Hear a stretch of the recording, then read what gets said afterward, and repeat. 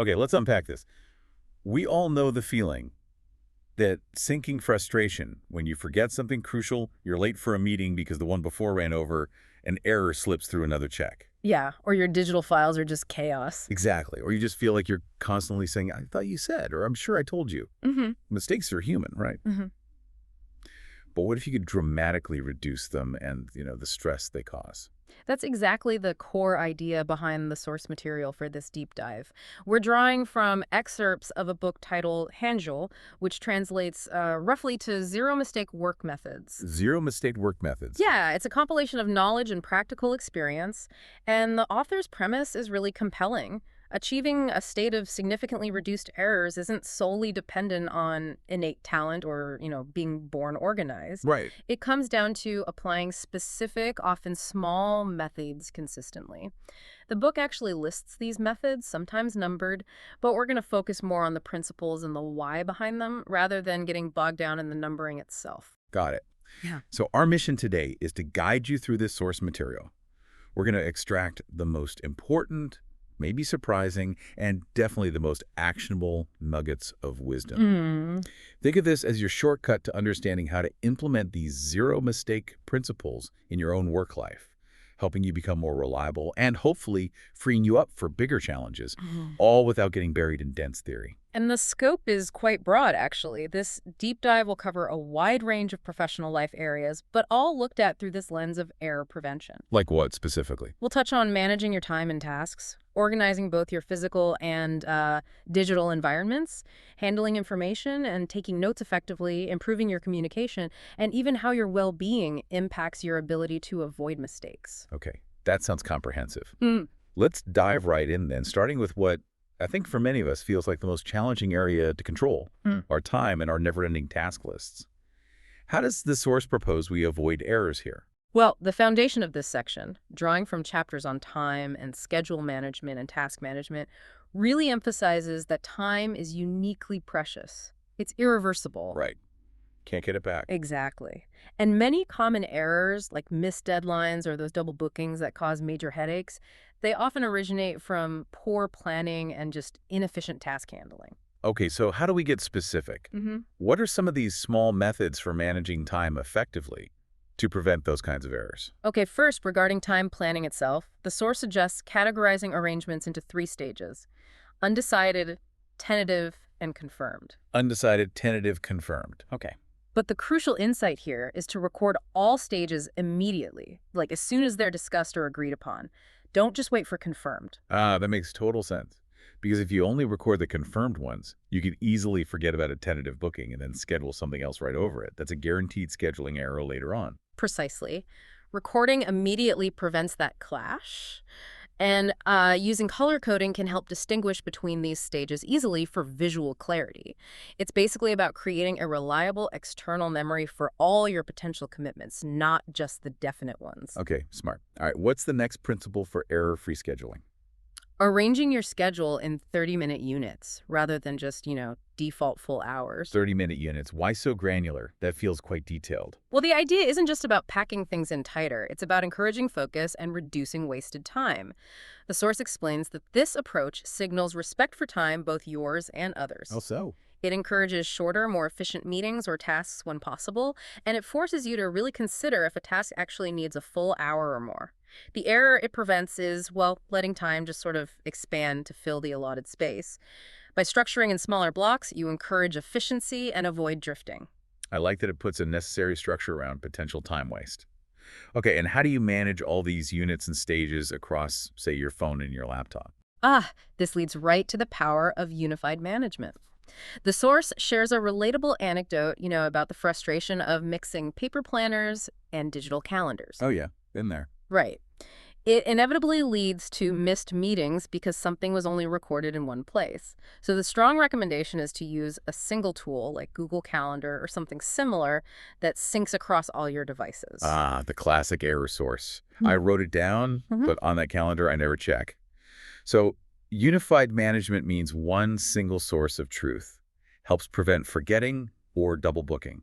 Precisely. And using features like reminders within that single system helps prevent you from getting so absorbed in one task that you completely forget the next one. Another really common cause of lateness errors. Okay, so we've got the stages, the 30-minute units, and one single tool.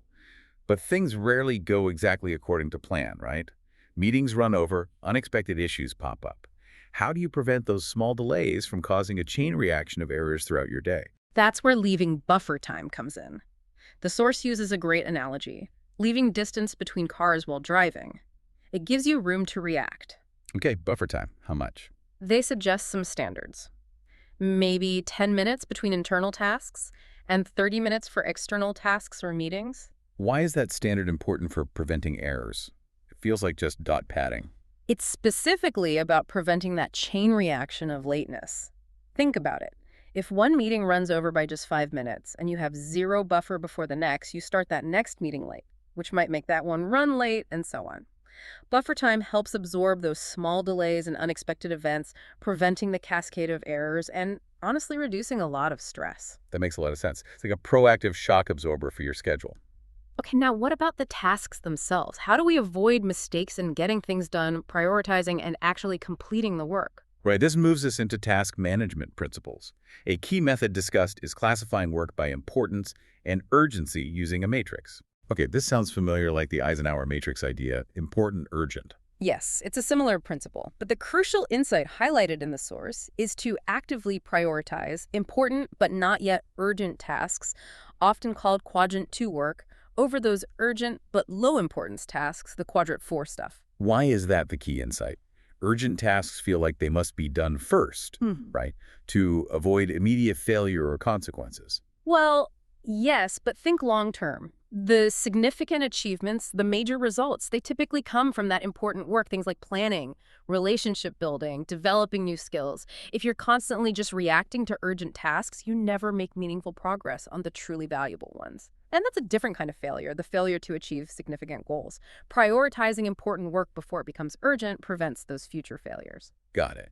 So tackle the important stuff before it turns into an urgent crisis. Makes sense.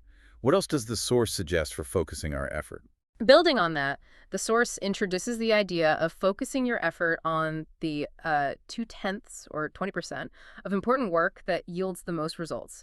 It's very much like Pareto's principle applied directly to your tasks. So you don't need to give 100% effort to everything. Focus on the vital few that make the biggest difference. Exactly. Identify that 20% that drives 80% of the value and really concentrate your best energy there.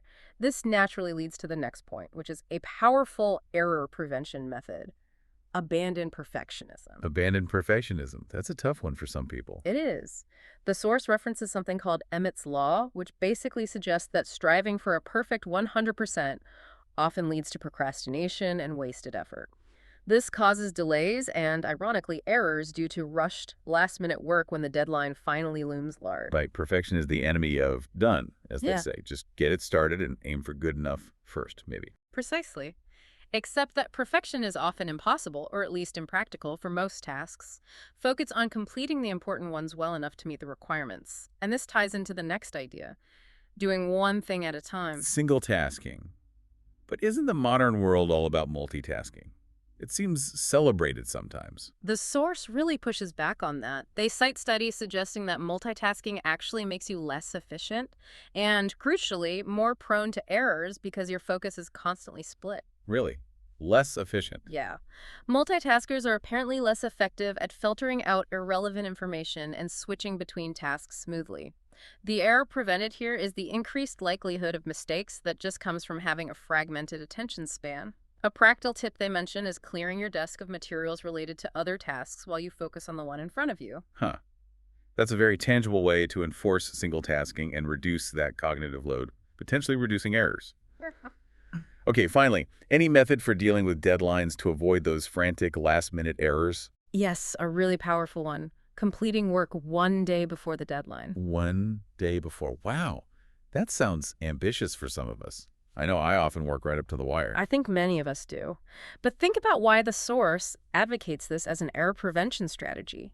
It leaves crucial time for checking and revisions, catching mistakes you'd absolutely miss in a frantic rush. Okay. If you're submitting something to a superior, it provides time to actually incorporate their feedback without being in a total last-minute panic. It also acts as a buffer for unexpected issues that inevitably pop up. Right, like the printer jamming or the internet going down. Exactly. The source emphasizes that this approach significantly reduces stress and critically reduces errors that happen when you're just racing against the clock.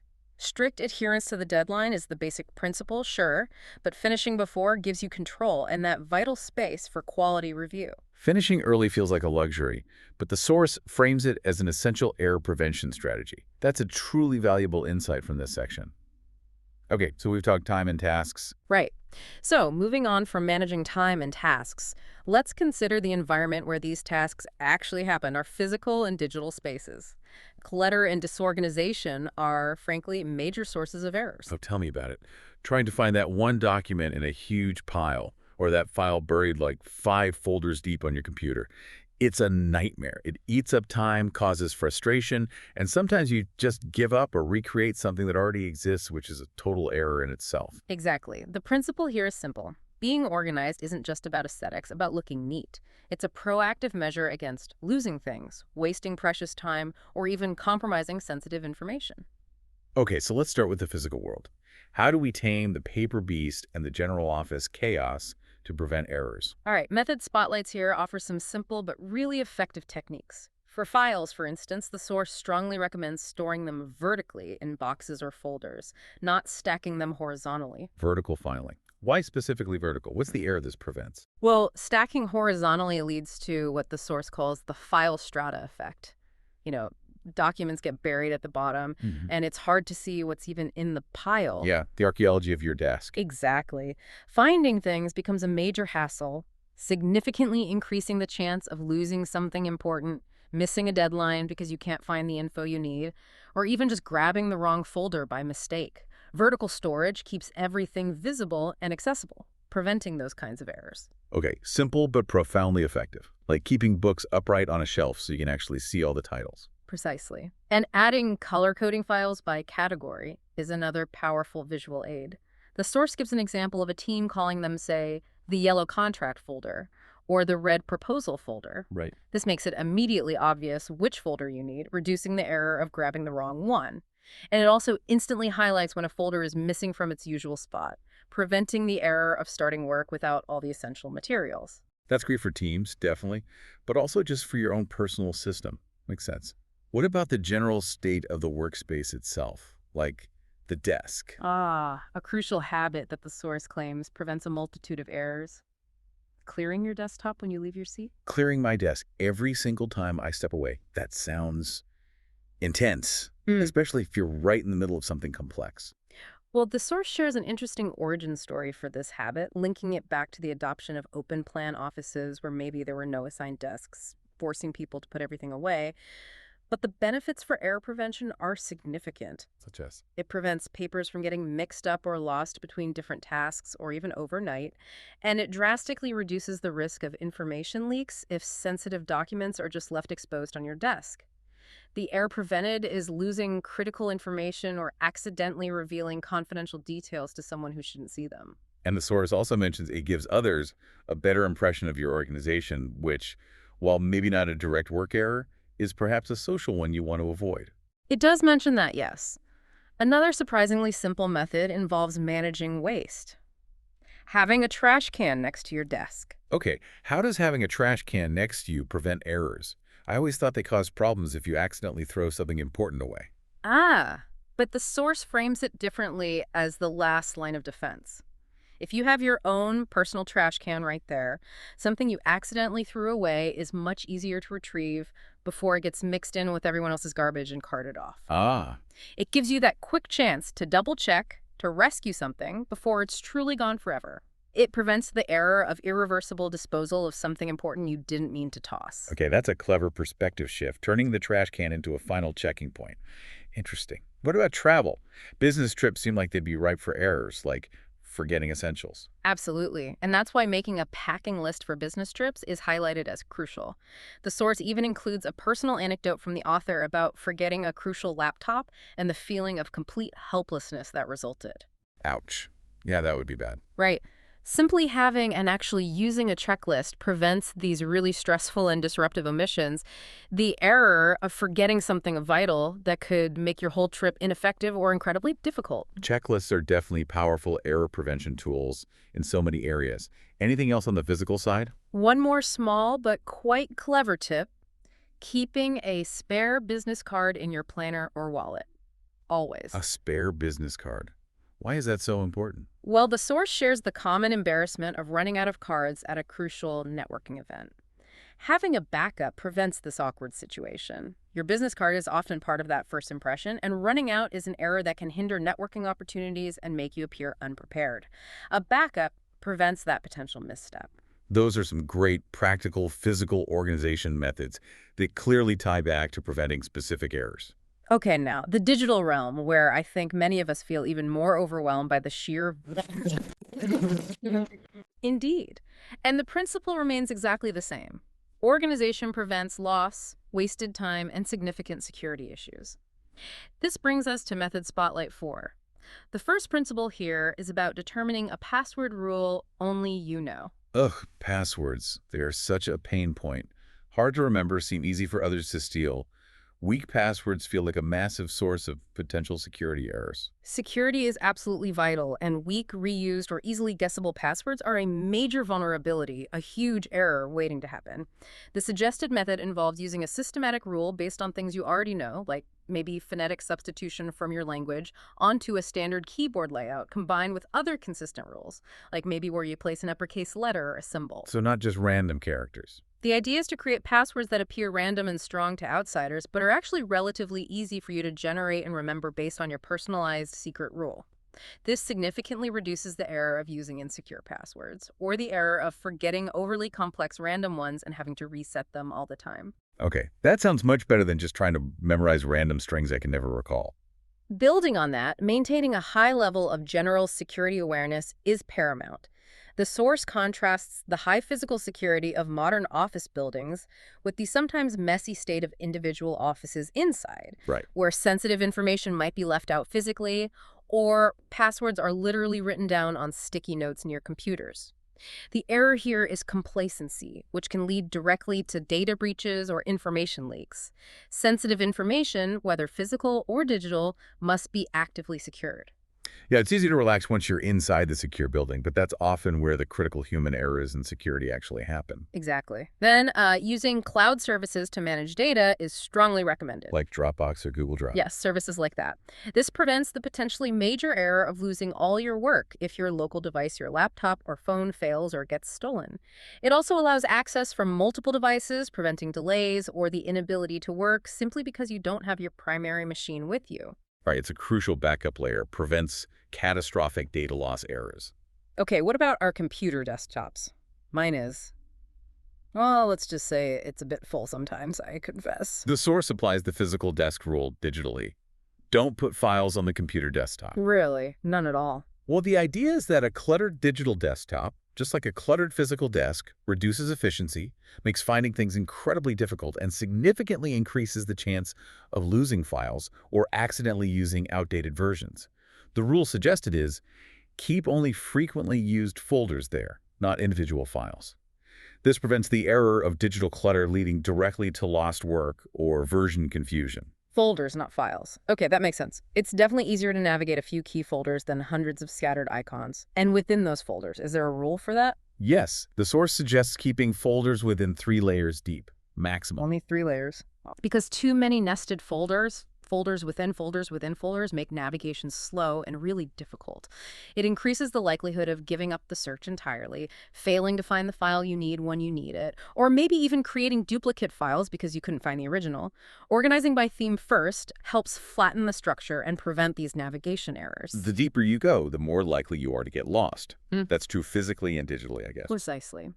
And finally, a simple but really powerful practice for file management: adding the date to file names. Oh, like YMMDD at the beginning or end. Exactly, something consistent like that. This makes it much, much easier to identify files at a glance, even if they have similar names. It also hugely helps with sorting and searching chronologically. The error prevented is confusing different versions of a document or struggling to find the absolute most recent file you need, wasting time and potentially using incorrect information. That's such a basic thing, but I can immediately see how inconsistent naming is a huge source of frustration and errors when you're trying to retrieve information later. These methods really show how organization isn't just about being tidy, it's fundamental to avoiding errors in accessing and managing information effectively. Absolutely. Okay, so now let's shift gears slightly and talk about how we capture and share information through taking notes, gathering information accurately, and communicating clearly with others. Errors in this area can lead to really frustrating misunderstandings, missed details, and incorrect actions being taken. Yeah, information overload is a constant challenge. How do we process it all accurately without making mistakes? Well, the purpose of effective notes and information handling, according to the source, isn't just about storage, like putting data in a vault. It's about making retrieval easy and enabling clear communication later on, thereby preventing errors that stem from faulty memory or unclear records. Okay, let's start with notes then. I mean, I scribble things down all the time, but maybe not effectively. What's a key error prevention principle for note-taking? All right, first, there's this somewhat counterintuitive idea of taking notes in order to forget. In order to forget, wait, don't I take notes so I don't forget? That sounds like the complete opposite. I know, it sounds strange, but the source clarifies. The brain is actually more like a recall device than primary storage. Writing things down acts as a reliable external memory. It frees up your mental space, your working memory, for higher level thinking, like analysis or problem solving. Ah, The error prevented is relying on your inherently unreliable short-term memory for important details. The key is to write it down immediately. Don't trust your memory for actionable items, key facts, or decisions made. that's a great reframing. Freeing up mental RAM by offloading to notes prevents the error of forgetting critical information. I like that. Right. Another technique mentioned for aiding memory and preventing recall errors is using illustration notes or simple diagrams alongside your text. Drawing in my notes. I'm not much of an artist. You don't need to be. The idea is that combining text and even simple visuals, arrows, boxes, stick figures, basic symbols creates a stronger mental impression than text alone. This makes recall easier later. It just needs to make sense to you. Okay, I could try that. Make my notes work a bit harder visually. What about capturing conversations accurately, like in meetings? Critically, the source emphasizes recording what was said, and importantly, including your own statements and commitments. Why my own stuff too? They share an anecdote about a military person using a detailed diary as factual evidence for their defense in a dispute later on. A factual, dated record of who said what and when can protect you against disputes or memory errors down the line. It prevents the error of a he said, she said situation or being held accountable for something you didn't actually agree to. While future tech might automate meeting transcriptions, for now, manual notes are vital for this. That's powerful for avoiding conflict and misattribution errors later. Definitely see the value there. Also, they recommend creating a list of new words or jargon you encounter. A personal dictionary. Sort of, yeah. The source gives examples of specific terms that might be assumed to be commonly understood, but actually have specific contexts or nuances that aren't obvious. Misunderstandings and significant errors often arise from just having a vague knowledge or different interpretations of key terms. Recording and looking up these terms prevents communication errors and helps keep you current. Okay, a personal glossary to prevent linguistic confusion errors. Good tip. Now, what's a major error to avoid when actually writing things down, like in a planner or logbook? A strong warning comes through here. Strongly advise against using erasable pens when writing in planners or important notebooks. No erasable pens. But they're so convenient for changing plans. Why are they considered an error source? Because, as the source explains, removing information entirely eliminates the trace of changes. They give the example of schedule changes. If you just erase the old entry, there's no record it ever existed. Right. But keeping the original note and simply crossing it out provides crucial evidence to resolve potential disputes later. Look, I told you about the change on this date, and my notes clearly show the original booking was crossed out right here. Preserving that history prevents errors in reconstructing past events or commitments and protects you if there's ever a disagreement. Okay, That makes total sense now. You need that trail of breadcrumbs sometimes to resolve disputes or just remember the context of why things change. It's about the history. Exactly. Finally, for notes, they suggest using different notebooks for different matters, like different clients or different projects. Why separate notebooks? Seems like more things to carry. The risk highlighted is accidental information leaks. If notes from completely different clients or sensitive projects are all mixed together in one notebook, someone glancing over your shoulder during a meeting might inadvertently see sensitive details about a competitor or an unrelated confidential project. It's a significant potential security error. One matter, one notebook is simply safer and prevents these cross-contamination errors. Good point. Security and organization through simple physical separation. Okay, now moving on to gathering information and then communicating it clearly to others. Again, to prevent errors. Right. Method spotlights here focus heavily on accuracy and clarity. First, the source stresses confirming information through multiple sources. Don't just take the first thing you hear as gospel. Precisely. Relying on only one source, especially if it's just the first piece of information you received, which triggers a cognitive bias known as the primacy effect, or even just the latest thing you heard, the recency effect, can lead to significant errors in judgment, understanding, or reporting. Cross-referencing is key to preventing errors that stem from biased, incomplete, or simply incorrect information. Don't just trust the first thing you hear or the last thing you read. Seek verification. Got it. Right. Also, really highlight the method of reporting facts and opinions separately, and clearly labeling them as such. Facts versus opinions. Seems basic, but probably easy to mix up. It happens all the time. Mixing them leads to confusion and misinterpretation, which are really fundamental communication errors.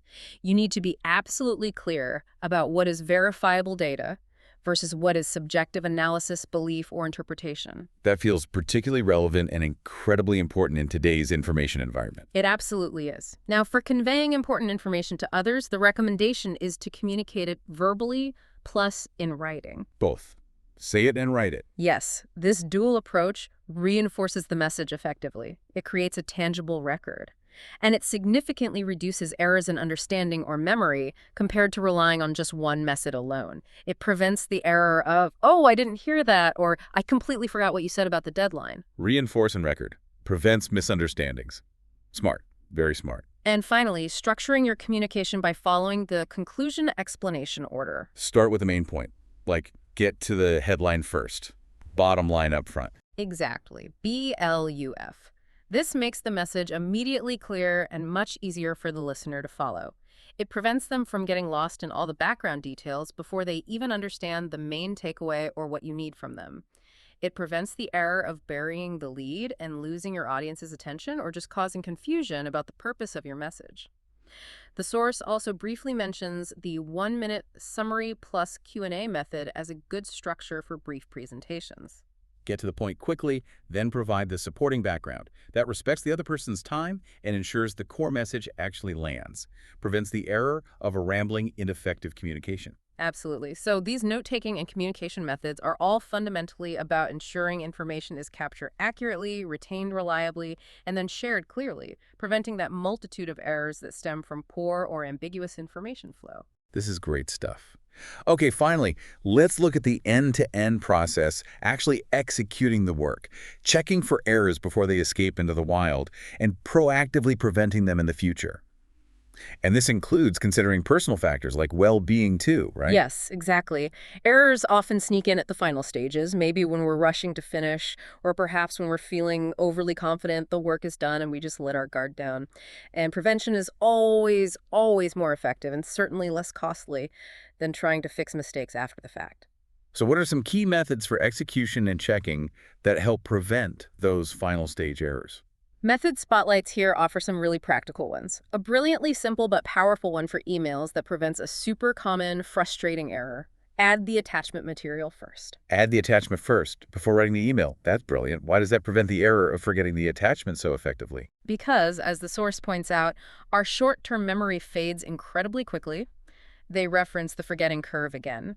Relying on yourself to remember to add that crucial attachment at the very end, after you've already composed and formatted the whole email, is just a prime setup for forgetting it entirely. Yeah, then you get that dreaded, oops, forgot the attachment follow-up email. Exactly. Doing it first just eliminates that specific error altogether. Simple. Okay, immediate action before memory fades. Simple, effective, and prevents that little moment of embarrassment.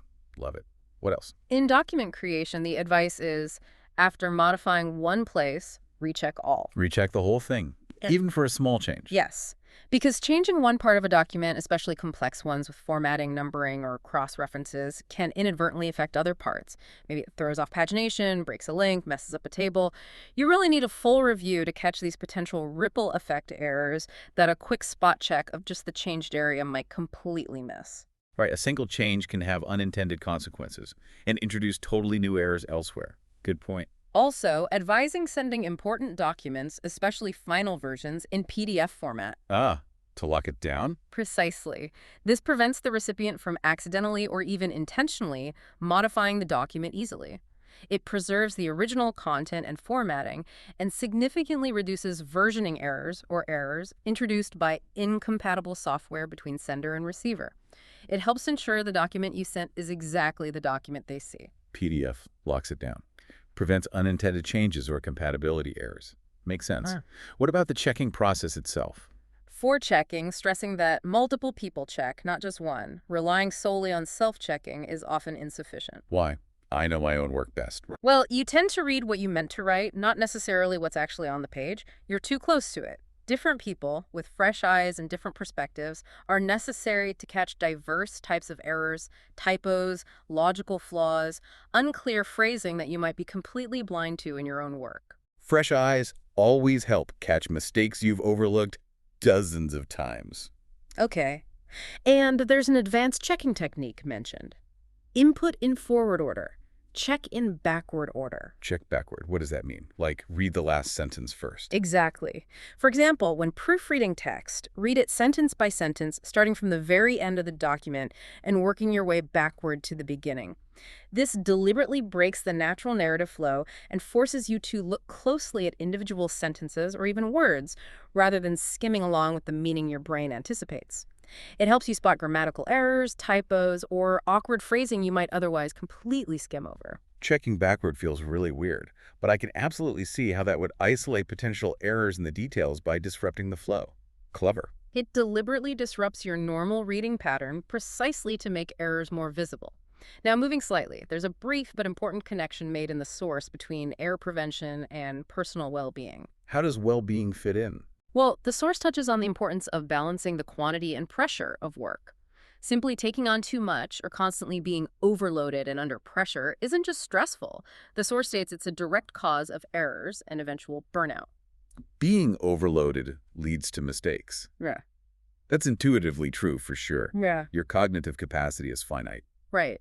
But the source connects this to proactive prevention by highlighting that rest must also be planned. It shouldn't be an afterthought. Plan your rest, like schedule naps. Potentially, yes, or at least schedule proper breaks. Fatigue directly impacts your focus, your judgment, your attention to detail, all critical for avoiding errors. Taking planned breaks, getting enough sleep, maybe even taking short naps if needed and possible, isn't slacking off. The source frames it as a critical preventative measure against errors caused by exhaustion and reduced cognitive function. So scheduling rest is actually as important as scheduling work if you want to prevent errors. Interesting. Precisely.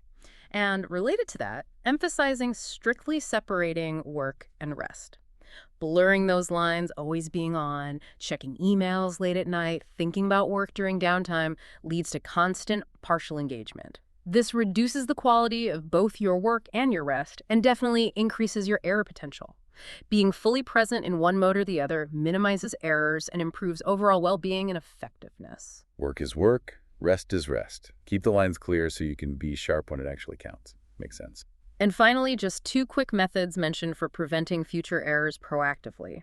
One is the practice of recording potential crises. Potential crises, like risk management. Sort of, yes. It involves actively identifying what could realistically go wrong in a specific project or situation before it happens. Anticipating problems before they occur, specifically framed here as preventing the error chain from even starting.